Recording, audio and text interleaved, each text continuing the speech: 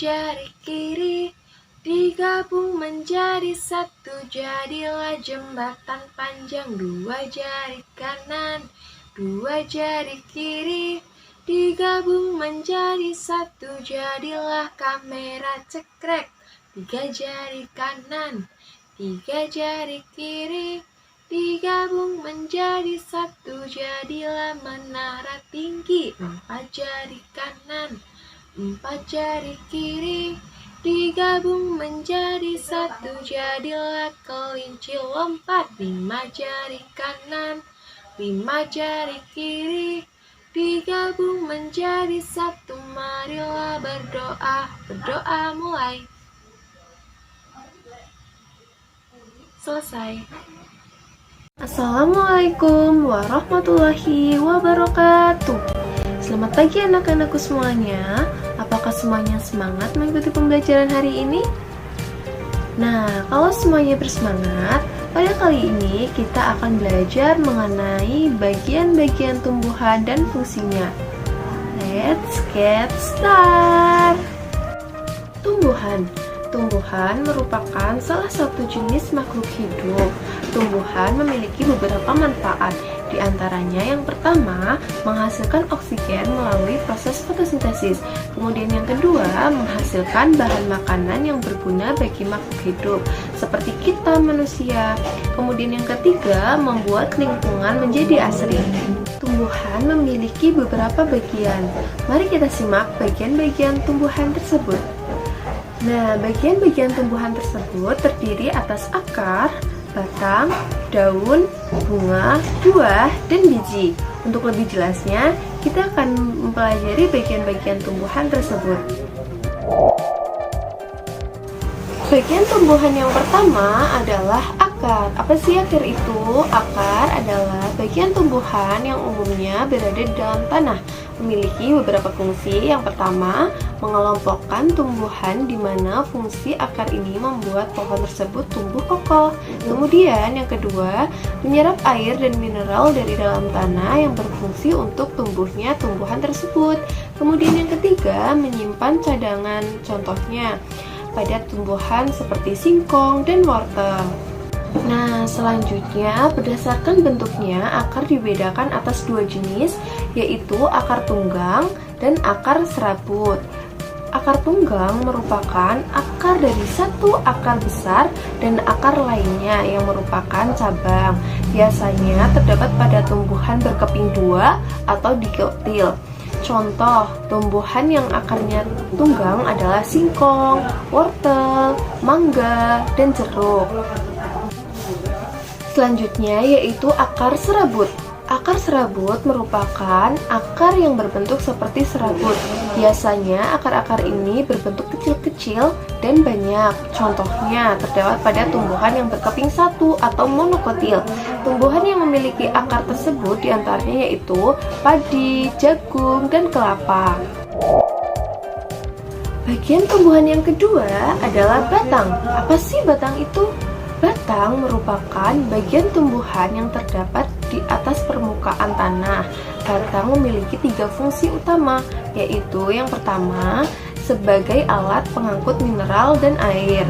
Kemudian yang kedua, sebagai tempat munculnya daun, bunga, dan buah. Kemudian yang ketiga, menyimpan cadangan makanan, contohnya seperti tebu.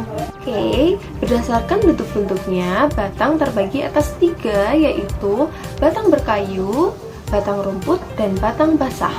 Batang berkayu contohnya seperti kayu jati, mangga, dan jeruk.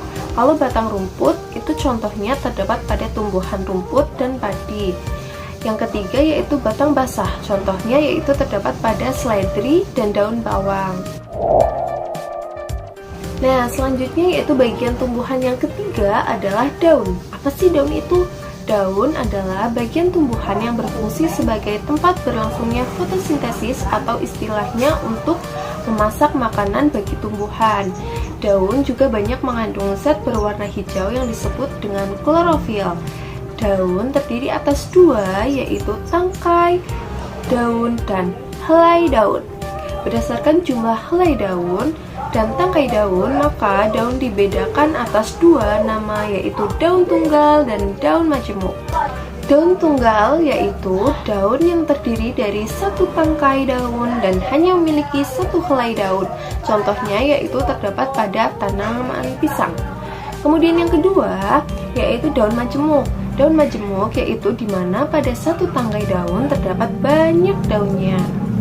Selanjutnya, berdasarkan bentuk-bentuk daun dibedakan atas 4 jenis, yaitu yang pertama, daun sejajar. Contohnya itu terdapat pada tanaman jagung, di mana daun ini memiliki bentuk mulut yang panjang. Kemudian yang kedua, yaitu daun menyirip. Contohnya seperti tanaman mangga, jeruk, di mana bentuk daunnya seperti tulang ikan. Kemudian yang ketiga, daun melengkung, yaitu terdapat pada tanaman daun sirih. Nah, yang keempat yaitu daun menjari. Daun menjari yaitu bentuk daunnya seperti jari-jari kita. Nah, contohnya yaitu terdapat pada daun pepaya atau daun singkong. Selanjutnya yaitu bagian tumbuhan yang keempat adalah bunga. Bunga adalah bagian tumbuhan yang berfungsi sebagai alat perkembangbiakan biji. Bunga dapat muncul secara tunggal yang disebut dengan bunga tunggal, atau bunga dapat muncul secara bersamaan yang disebut dengan bunga majemuk. Jelasnya, mari kita mempelajari tentang bagian-bagian bunga. Bagian-bagian bunga terdiri dari mahkota, dasar bunga, tangkai, kelopak, kepala sari, kepala putik, benang sari, tangkai putik, dan bakal biji. Nah, berdasarkan kelompoknya, bunga dibedakan atas dua, yaitu bunga sempurna dan bunga tidak sempurna. Bunga sempurna merupakan bunga yang memiliki kedua alat penyerbukan, disebut benang sari dan kepala putik. Bunga tidak sempurna yaitu bunga yang hanya memiliki salah satu alat penyerbukannya, yaitu seperti benang sari saja atau contohnya putik saja. Selanjutnya yaitu bagian tumbuhan yang kelima. Bagian tumbuhan yang kelima adalah buah. Apa sih buah itu? Buah merupakan bagian tumbuhan yang berfungsi untuk melindungi biji, serta sebagai cadangan makanan untuk biji berkecambah. Buah terdiri dari dua, yaitu daging buah dan biji. Bagian buah yang bisa dimakan itu disebut dengan daging buah.